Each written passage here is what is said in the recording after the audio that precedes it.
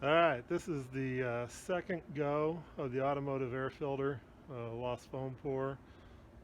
Just made a few minor tweaks to the previous first go on this. Otherwise, everything's exactly the same.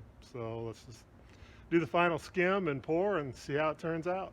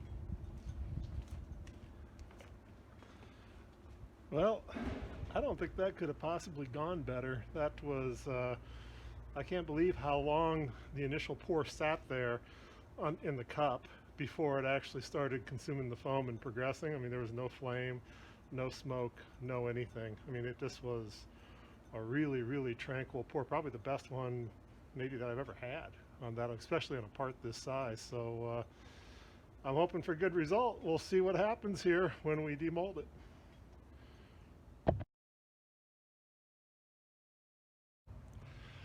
All right, well, here comes the moment of truth.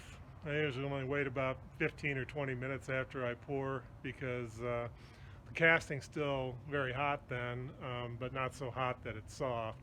But if you demold them hot and dip them in water, it blows all the coating off the casting for the most part, so it makes cleanup a little bit faster. But other than that, I just dump the flask on the ground, pull the casting out, quench it, and then spread the sand out and let it cool off. I'll see if I can demonstrate that for you, show you what hopefully is going to be a successful pour. But let's see how it goes.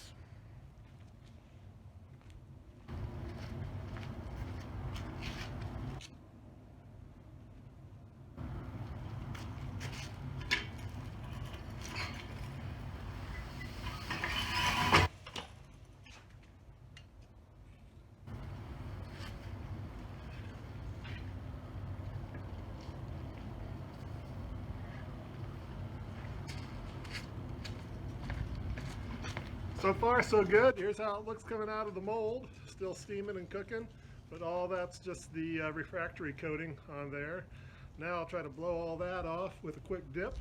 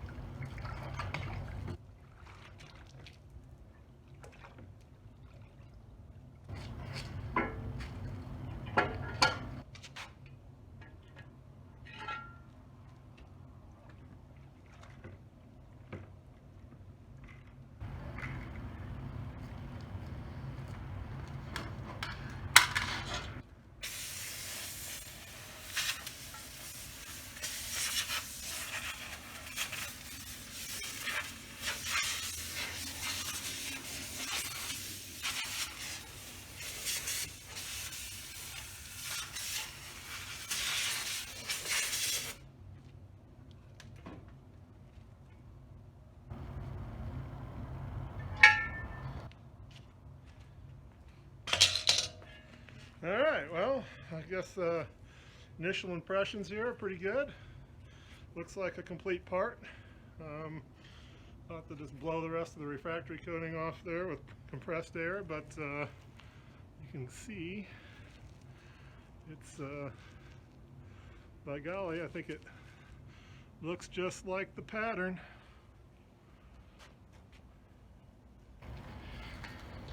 And you can still see a little bit of refractory coating stuck there. I'll blow that off with compressed air, but yeah, looks like a successful pour. And probably not as much discoloring, you know, of that oxide layer. I poured a little cooler this time, and looks like it made a big difference. So now I just spread that sand out on the concrete there and let it cool for 15 or 20 minutes, and then I've got this sifter that I put in my flask, and I just shovel the sand back in and sifts anything out that I need to, and it'll be ready to use for the next time. I'll post some pictures up to the Home Foundry forum of how things look a little closer inspection. Thanks for watching.